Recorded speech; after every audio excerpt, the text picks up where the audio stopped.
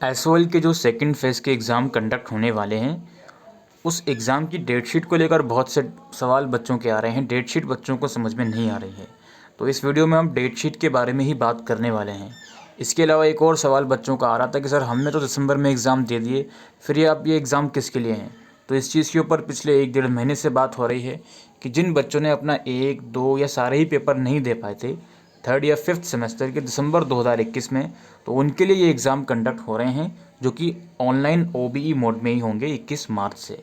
ठीक है जी। तो अगर आपने एग्ज़ाम दे दिए हैं तो आप इसको बिल्कुल इग्नोर कर सकते हो। तो यहाँ पे हम डेट शीट की बात कर रहे हैं, तो हम एग्ज़ामिनेशन ब्रांच की वेबसाइट पर आ गए हैं। ठीक है, एसओएल की वेबसाइट पर भी जल्द ही ये डेट शीट अपलोड कर दी जाएगी, कोई इसमें टेंशन वाली बात नहीं है। बात एक ही है, आप इस वेबसाइट से डाउनलोड करो या फिर एसओएल की। तो हम एग्ज़ामिनेशन ब्रांच की वेबसाइट पर, यहाँ से डेट शीट वाले लिंक पर जाएंगे हम। इस लिंक पे जाने के बाद नीचे आओगे आप लोग। यहाँ पर आप लोग देख रहे हो, ये तो फर्स्ट सेमेस्टर की डेट शीट है जो कि आपके लिए नहीं है। आप लोग यहाँ पर आओगे, फाइनल डेट शीट जो कि सेकंड फेज एग्जामिनेशन की है। ये जो डेट शीट है ये रेगुलर वालों के लिए है, ये आपके लिए नहीं है, ये रेगुलर वालों के लिए है। नीचे आओगे तो ये date sheet school of open learning के लिए है। ठीक है, यहाँ पे कोर्स क्या है 1 लिखा हुआ है, आई डोंट नो कि ये गलती से लिख दिया गया है यूनिवर्सिटी द्वारा, लेकिन डेट शीट आप लोगों की यही है, एसओएल की डेट शीट यही वाली है। इसमें लिखा हुआ यार स्कूल ऑफ ओपन लर्निंग, तो आपको कन्फ्यूज़ होने की ज़रूरत क्या है। बहुत से बच्चे रेगुलर की डेट शीट डाउनलोड करके मुझे सेंड कर रहे हैं, स्क्रीनशॉट भेज रहे हैं और कह रहे हैं सर इसमें वो सब्जेक्ट नहीं है। तो जब आप रेगुलर की डेट शीट डाउनलोड कर रहे हो तो उसमें वो सब्जेक्ट कैसे होगा जो आप एसओएल में पढ़ रहे हो। ठीक है, तो सबसे पहले हम बीकॉम की डेट शीट डाउनलोड कर लेते हैं।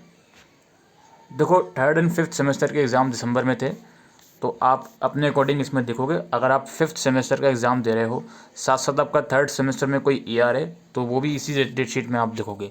सिमिलरली अगर आप थर्ड सेमेस्टर का एग्ज़ाम दे रहे हो, उसके साथ साथ फर्स्ट सेमेस्टर का आपका ईआर है, तो वो भी आप इसी डेट शीट में देखोगे। ठीक है, तो 21 मार्च से एग्ज़ाम है। पहला पेपर एईसीसी का है, आपके पास इंग्लिश था या ईवीएस था, जो भी था, और ये ईआर वाला केस होगा, ऑफ कोर्स ही बात है।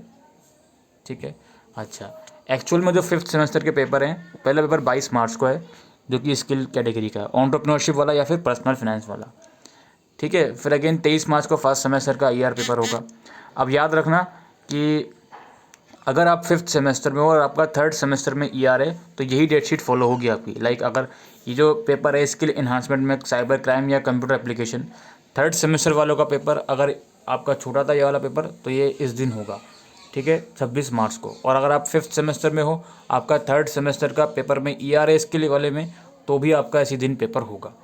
ठीक है, तो डेट शीट बिल्कुल क्लियर है दोस्तों, डेट शीट में कोई भी मिस्टेक नहीं है। जनरिक इलेक्टिव की डेट शीट यहाँ पर आपके सामने है। फिफ्थ सेमेस्टर की माइक्रो इकोनॉमिक्स का पेपर है आपका 24 मार्च को।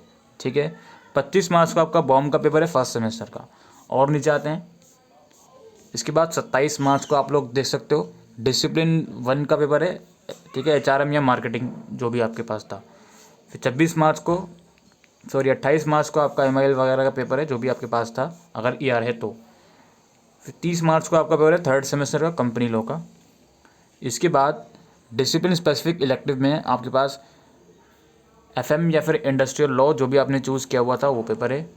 2 अप्रैल को आपका थर्ड सेमेस्टर का इनकम टैक्स का पेपर है। और 4 अप्रैल को आपका थर्ड सेमेस्टर का इंग्लिश या हिंदी जो भी आपके पास है उसका एग्ज़ाम होगा। ठीक है, तो ये तो बीकॉम की डेट शीट हो गई। और 4 अप्रैल को ये वही सब चीज़ें हैं जो चलती हुई आ रही हैं ऊपर से। ठीक है, तो ये तो बीकॉम की डेट शीट हो गई, क्लियरली डेट शीट है, इसमें कोई आपको कोई परेशानी नहीं होनी चाहिए। बीकॉम ऑनर्स की डेट शीट डाउनलोड कर लेते हैं। बीकॉम ऑनर्स में भी 21 मार्च को तो पहला पेपर सबका एईसीसी का ही है। फिर आप देख सकते हो 22 मार्च को फिफ्थ सेमेस्टर का पेपर है डीएसई 1 का, मैनेजमेंट अकाउंटिंग या ऑर्गेनाइजेशनल बिहेवियर जो भी आपने चूज़ किया। यहाँ पर टाइमिंग भी लिखी हुई है, ये भी आप देख लीजिएगा। इसके बाद 24 मार्च को है आपका स्किल का पेपर जो भी आपने चूज़ किया था। ठीक है, अच्छा, इसके बाद 25 मार्च को है आपका बिजनेस लॉ का, अगर कोई फर्स्ट सेमेस्टर का ईआर है आपका। देन 26 को है, 27 को है, 28 को है, तो आप अपने अकॉर्डिंग देख लीजिएगा। जनरिक पेपर आपका introductory micro economics first semester का 30 मार्च को है। ठीक है, तो ये बीकॉम ऑनर्स के एग्ज़ाम 5 अप्रैल को लास्ट है थर्ड सेमेस्टर का इनकम टैक्स का। तो ये बीकॉम ऑनर्स की डेट शीट हो गई। इसके अलावा English honours and political science honours की देख लेते हैं अब हम। English honours and political science honours की डेट शीट है। अगेन 21 मार्च को अगेन एईसीसी का है, अगर कोई ईआर था आपका इंग्लिश या ईवीएस किसी में। फिर आपका 22 मार्च को है इंग्लिश ऑनर्स का वुमेंस राइटिंग का, पॉलिटिकल साइंस ऑनर्स का क्लासिकल पॉलिटिकल फिलोसफी का है। फिर 23 मार्च को थर्ड सेमेस्टर का स्किल वाला पेपर है, ट्रांसलेशन स्टडीज़ या your laws and your rights वाला, जो भी आपके पास था थर्ड सेमेस्टर में। 24 मार्च को ER वाला पेपर होगा अगर आपका फर्स्ट सेमेस्टर में कोई ER है। इसके बाद 25 मार्च को अगेन फिफ्थ सेमेस्टर का पेपर है, इसको आप देख सकते हो यहाँ पे, जो भी आपके पास सब्जेक्ट हैं, मतलब ऑफ कोर्स एक ही सब्जेक्ट होगा इंग्लिश ऑनर्स में भी तो, और नीचे पॉलिटिकल साइंस ऑनर्स का। 26 मार्च को थर्ड सेमेस्टर के कोर पेपर का एग्ज़ाम है। 27 मार्च को अगेन फिफ्थ सेमेस्टर के डिसिप्लिन पेपर का एग्ज़ाम है, ठीक है जी। इसी तरह से 28, फिर 29 को जनरिक इलेक्टिव का पेपर है। अच्छा, कुछ बच्चे बोल रहे थे सर इसमें एक सब्जेक्ट नहीं है इंग्लिश बेस्ट सेलर, तो अगर इस एक्चुअल में है कि एक सब्जेक्ट इसमें मेंशन नहीं है तो वो ठीक हो जाएगा, उसको अलग से नोटिफिकेशन एसओएल निकाल देगा वेबसाइट पर, तो आप उसके लिए वेट करें। 31 मार्च को आपका फिर फिफ्थ सेमेस्टर का कोर पेपर है। 2 अप्रैल को थर्ड सेमेस्टर का कोर पेपर है, ठीक है। और 4 अप्रैल को थर्ड सेमेस्टर का अगेन कोर पेपर है, ब्रिटिश पोइट्री या फिर पर्सपेक्टिव इन इंटरनेशनल रिलेशन। हो गया ये। अब जो हमारा लास्ट बचा जो कि है BA प्रोग्राम, तो BA प्रोग्राम की डेट शीट हमारे सामने है।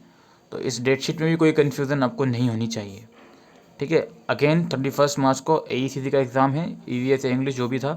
फिर आपका लैंग्वेज का 22 मार्च को है, फर्स्ट सेमेस्टर का अगर कोई ER है लैंग्वेज में।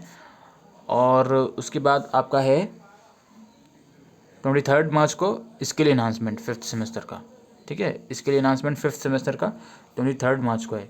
इसके बाद जनरिक इलेक्टिव फिफ्थ सेमेस्टर का वो कब है, वो 24 मार्च को है। टाइमिंग भी देख लीजिएगा, 2:30 बजे पेपर है ये। फिर थर्ड सेमेस्टर का अगर कोई स्किल एनहांसमेंट वाले बच्चे हैं तो इनका पेपर है 25 मार्च को। फिर 26 मार्च को डिसिप्लिन पेपर है आपका 1, फर्स्ट ईयर का डिसिप्लिन पेपर अगर कोई बैक आ रही है आपकी फर्स्ट सेमेस्टर की तो वो 26 मार्च को है। डिसिप्लिन पेपर आपका है फिफ्थ सेमेस्टर का, वो है 27 मार्च को, ठीक है। और इसके बाद डिसिप्लिन पेपर 2 30 मार्च को है, यानी कि अगर आप अल्फ़ाबेटिकल ऑर्डर फॉलो करेंगे इसमें, ये आपको मालूम ही है, अगर आप फाइनल ईयर में आ गए आपको ये चीज़ मालूम होनी चाहिए कि अल्फ़ाबेटिकल ऑर्डर में डिसिप्लिन सब्जेक्ट आप लोग दोगे। इसके बाद है डिसिप्लिन कोर्स 2, जो कि फर्स्ट सेमेस्टर का हमने देखा भी, ऊपर भी था नीचे भी आ गया, 2 अलग अलग दिन रखे गए हैं, आप अल्फ़ाबेटिकल ऑर्डर में देखोगे। फिर थर्ड सेमेस्टर का लैंग्वेज पेपर है आपका 2 अप्रैल को। उसके बाद फिर डिसिप्लिन कोर्स आपका है थर्ड सेमेस्टर का, एक 3 अप्रैल को है और एक 5 अप्रैल को है, ठीक है जी। तो यही सब डेट शीट थी दोस्तों BA प्रोग्राम और बाकी कोर्सेज़ की। और आई होप अब आपको कोई भी कन्फ्यूज़न नहीं होनी चाहिए इन डेट शीट में। काफ़ी बच्चे रेगुलर कोर्सेज़ की डेट शीट डाउनलोड कर लेते हैं और खुद से कन्फ्यूज़न क्रिएट करते हैं, जो कि नहीं करनी है। एसओएल की डेट शीट साफ साफ लिखा हुआ है स्कूल ऑफ ओपन लर्निंग, बस ये गलती हो गई कि यहाँ पे फर्स्ट सेमेस्टर लिख दिया, इसके आगे थर्ड एंड फिफ्थ भी लिखा होना चाहिए था। चलो कोई बात नहीं, लेकिन डेट शीट आपकी यही है। और कुछ 1% मिस्टेक इसमें आई थिंक BA ऑनर्स की डेट शीट में होगी। जनरिक पेपर आई थिंक एक पेपर नहीं है उसमें, तो वो जल्द ही रिजॉल्व हो जाएगा एसओएल की वेबसाइट पर, लेकिन जो डेट है वो सेम रहेगी, ठीक है। तो आई होप ये वीडियो आपको यूज़फुल लगी हो, तो वीडियो को शेयर करेगा। Thank you.